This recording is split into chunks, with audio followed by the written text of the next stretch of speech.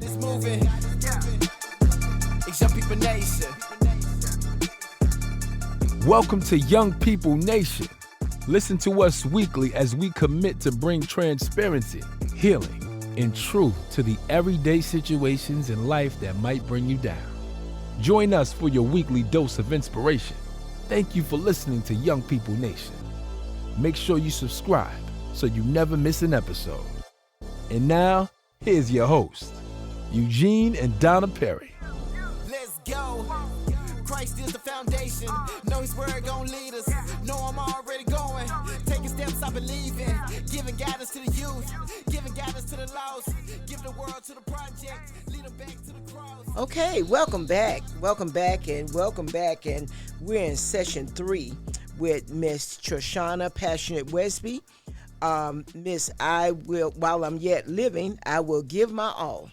And Miss Vanessa Harris, who is poetically known as Most Elevated Deepness, and she is really out here in the community. You can look on social media. She's somewhere speaking that volume that God has given her. And so thank you, ladies, for coming back. You are absolutely welcome. Yes. Thank you for coming back. Now, we're in session 3, and we're going to talk about inclusion versus exclusion and how it affects people mentally. Now, inclusion, of course, means that you include a person in. Exclusion means that they're excluded. So, have you experienced inclusion or exclusion with the youth? And you as a counselor, Ms. Wesby, talk about that. As far as like if Exclusion. okay, so like we were talking on a break, there's a lot of different personalities you deal with on a daily basis. Some problems are a bit too extreme for me to deal with that I have to report to DFACS. I have tried plenty of times to not report things to DFACS because you kind of want to.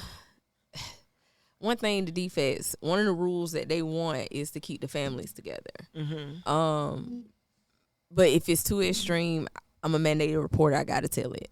Yes. So I have had instances where I can give you an example. I won't mention names. So I had a child that was doing better outside of the home than she was doing in the home. In great grades, long as she wasn't in the house. You get what I'm saying? So I'm trying to figure out a way around that, you know. Maybe we can get her some transportation but the other support staff was saying, no, you got to call DFACS and she needs to be back in the house. And I'm like, don't y'all see that she's doing better outside the home? And I got reported because I went call DFACS. I got told on. And I was extremely upset, but it was the right thing to do. For the child. For her. But she has quit school since then. Oh, my. So, yeah. So you can imagine how that made me feel. Right. Because you're very passionate about what you do. That really made me upset because she was doing well outside the home. It just was the reality. It was the truth. You know, but people with their preconceived notions, they'll say things like, oh, they just want to be out to be grown. No, sometimes you can track activity. You can see how the kid thrives. You can see how the kid manages. And she wasn't young. She was about to turn 18. So, you know. Right. You know, so, yeah, those are some that I have experienced a lot of heartaches working with kids. I've experienced, you know, kids coming reporting molestation and parents getting arrested and things like that. So yeah, it's not easy counseling, but so that's why for you've got to have a therapist. Yeah, to get that help. Yeah, because that's just like we was talking in the break. That's a lot to dump on. Yes, I care, you care. And every day is. These aren't like small problems, you know. Life changing. You get kids in there that have marks and bruises on them, and you ask like, "What happened?" You know, you suffer from the Dr. Spock syndrome. Dr. Spock was a doctor that always give great advice out for kids, but he didn't have no kids of his own. Yeah. And these are people that aren't subject to a family destructive nature, but they want to do what's best for the kid in their own opinion and not observe exactly what's going on, and therefore they create a problem. And that's what happens. What happens a lot of times, even with defects cases. Like you'll see something's going on with the kid. The kid don't want to say anything, so defects goes out to the home. Like it was obvious one of my kids was suffering something like, and she was just coming up with all kind of that's what's the skin disease? Eczema. That's eczema. It's not eczema. It didn't even look like eczema. Like no, where the scratches come from? Something's not right. So I did the defects report, and then it came back. Oh, nothing's going on in the home. The family just need more support. And I was like, okay, but you get what I'm saying? Yes. So you can see like the frustration I go through when people don't do thorough jobs, but their kids are just cases and numbers. Yes. To be closed. Keep that money rolling. It's too much to deal with, too many cases, so I just need to close your case out. Right. Wow. Yeah. Wow. And that's just your area of grace. Whatever you can do at that level, you've done all you can do. And that can be a hard pill to swallow. But how do you separate that burden? Because obviously it's taking that home. I carry it. I carry it. I had to do a lot of spiritual work to get that stuff off me. I mean, I talk about it a lot with my friends. I don't mention names, because of disclosure stuff. But you literally, if you say it in track, you got that monkey on your back.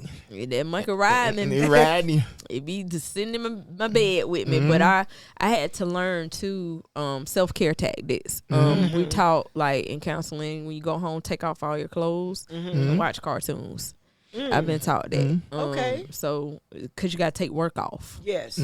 So, when you come home, I take work off. But I'm learning in high school, that's not. In middle school, I was able to do that. But in high school, I can't because they're constantly messaging me. They expect us to work outside of work hours. Yeah. So. But you can imagine how the kid feels when they're subject to this kind of burden, this kind of responsibility. And that draws them to suicide.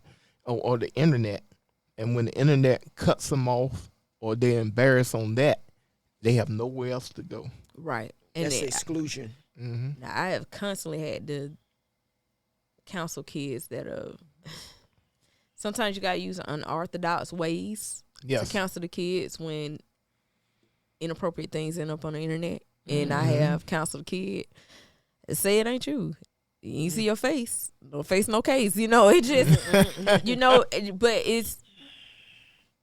I would rather counsel them in that unorthodox way than her taking her life or something like that. That's right. Because once that happened, that's it. It's permanent. Miss Vanessa, now I've watched you in the teen ministry and how you've mentored some young ladies that love to do the poetic justice. Spoken word. Spoken word. Thank you, baby. Yeah. And so talk about inclusion in the community and working with the youth. I think inclusion is very important. I grew up in a community that people label the bottoms, here in Augusta. And, people didn't want to come out. People didn't, we didn't have the programming. We didn't have the money to have fine arts, parts of our education, and so I really, it's just really in my heart, it's in my soul to practice inclusion in its fullest. I want to definitely be that change that I wanted to see. I want it to be. I want to be that person that I needed, going to what they call Levi White back in the day. You know what I'm saying? So definitely, I think that inclusion is so very important. I feel as if there are a lot of children out there that don't make the grade.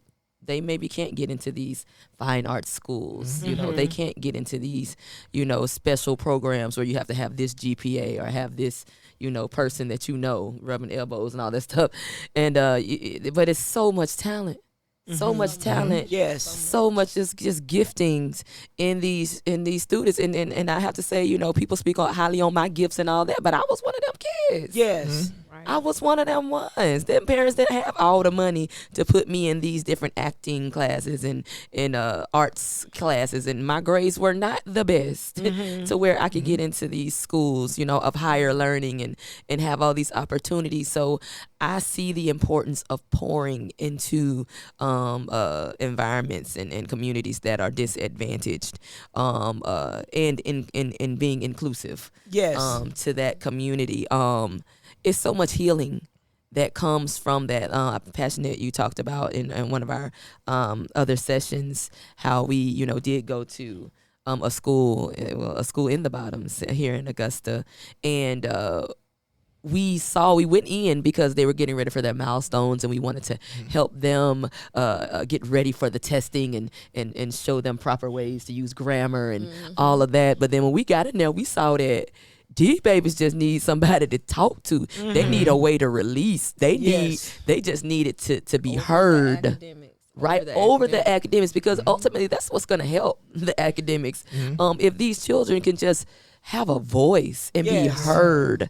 So inclusion is so very important. So many times I feel as if a lot of our children fail because they're looked at like their test scores. Right. And they're not a test. And they are not. They are more than test scores. Yes. They are souls. They are the future. It sounds cliche, but they are the future. And if we make them feel as if they are not important or they're lesser than just because they don't have a B or they don't have an A, then we are at a disadvantage, because we are losing some of the greatest. We losing Oprahs. We losing Tyler Perry. Tyler Perry's. We losing all these people. We are losing Denzel Washington. We are losing all of these great minds and great hearts and great talents because we looking at the test score, or we looking at the neighborhood, or we looking at But we did give them a stepping stone. We helped them become a published author. We did. They published authors. I'm not even an author yet, right? They got their book out. We That's helped them. We helped some middle schoolers. Through an amazing program called Poetry Matters Project. Shout out to Lucinda Clark for allowing us to aid her in that ambition. But we went to that school, and although we went in for one reason, we finished with a different. And those children left that school year being published authors. That is powerful. That's and right. what I'm hearing is you went in. You went to get them. Come on. You understand? Yes, you didn't wait ma'am. for them to come to That's you. right. Yes, You ma'am. went to get them. And that's what, and also what I heard is that they need to be heard. Yes. You remember, honey, we was in Best Buy and we met that 17-year-old young lady that she was working, and she was taking care of her household. And she says she feels like she's never heard. Right. An open door. A door is open. Yes. Right now. And I know you have experienced that, this open door here. The spoken word, it really speaks to young people. Yes. But most churches exclude the spoken word. And therefore, a lot of young people turn away from church because they cannot communicate with 3 crosses on a hill. They cannot vision that. But through the spoken word, they're able to accept it and identify, but the old regime cannot even comprehend it. Exactly. And if they could just realize that that's the new testimony service, you know what I'm saying? Yes. How, you stand up and give your testimony. That's all spoken word is. Yes. And a lot of times we have to be open to the evolution that is the body of Christ. Yes. God doesn't change, Right. but people do, and Yes. we have to be able to cater to their changing minds and their Yes. changing hearts. Yes. And so I think that it's very important that these churches begin to use and utilize the gifts that's in the house. Yes. Because believe it or not, the world is investing in those gifts. The world Yes. is like, you know what, come over here. Yes. We got you. Yes. When the church is running your way because you got a tattoo, or when the church is running away because you got a nose ring, or the church is running you away because you shacking. They running you away now. Yep. They running you away because you're getting pregnant. It's, I know this is a whole nother issue as far as Right. mental health in the church. Yes. Yeah. It's so crazy when a young lady would consider having an abortion as opposed to letting her parents know or letting her church family know that she's pregnant. It's like, are we is that who we want to be as a body of Christ, as a church? With loving kindness will I draw all men. Yes. If we could just let God be God, and let us be that nurturing community that we need to be. And listen, that's mental health in a nutshell. The church, that's good. Not being inclusive and always looking at the outward and not looking at the soul of a person. Yes, right. And so we, I that's one thing that just really has always been something with me with dealing with the church and how so much we will run people away based off of aesthetics, and we will run people in tradition, and not really see the heart and the soul of a man and pour into them and not push them away. Correct. And that's definitely something. But them young kids see it. They see it and comprehend it. And they reject it and don't want to come back. And they don't want to come back. And so what we have to do, like what you all did, you had to go out there and go get them. Yeah. And you're showing them the love of God. I care. Yeah. You understand? I'm just a vessel that God chooses to use. And so I'm here to show you the love. That's it. And so whatever you got to talk about, okay, we can talk, and we're going to talk about this in our fourth session about that no judgment. Come on. You understand? Yes. And so in order for us, because it's a building that we visit, but we as the individuals are the church. Come on. So therefore, we are his representatives. So let's roll with it. But I love how you all broke down the inclusion, exclusion. And so, audience, we hope you're listening, and parents, pay attention to your children. Do they feel included in the home? Because that's where it starts. Or excluded. That's where it starts. And so not because what will happen is they'll find someone that make them feel included. That's right. And then, like you were sharing, that's a whole mental health journey. Okay? And so, wow. Okay, in the remarks, because this... I know with the school, mental health is excluded on a bigger scale. We do need to, like, people like us band together and push and advocate for that above the academics. The academics are going to happen. All you need to do when it comes to academics sometimes is just remember stuff. Yeah. Just have good memory. But when it comes to mental health, that's a journey. Like that comes as steps go. There's evolution. So it needs to be taught on a grander scale. All right. Okay, well, this is the end of this session. Man, this one could have kept rolling. So, but we are at the end of our session, and we always like to give out our mental health sources. 988 hotline.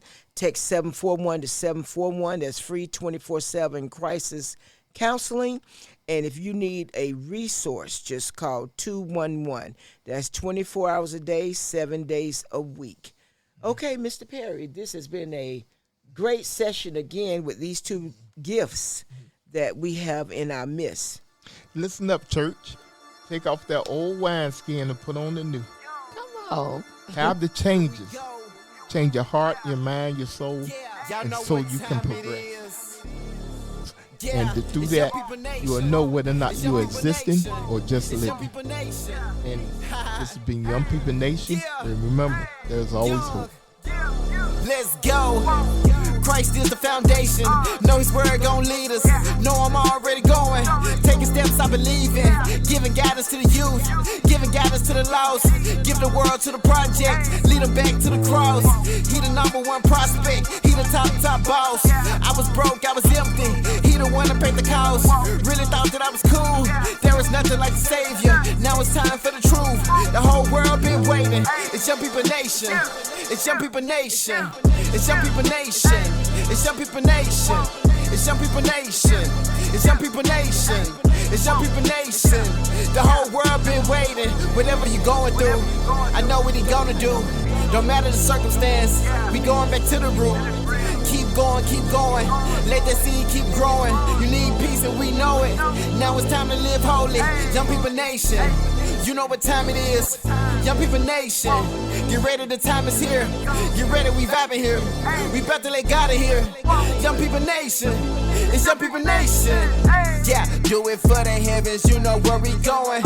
Influenced by His love, you know we gotta show it. It's time to put the youth on to what God is doing. Cause I can tell you now, right now, that God is moving. It's Young People Nation.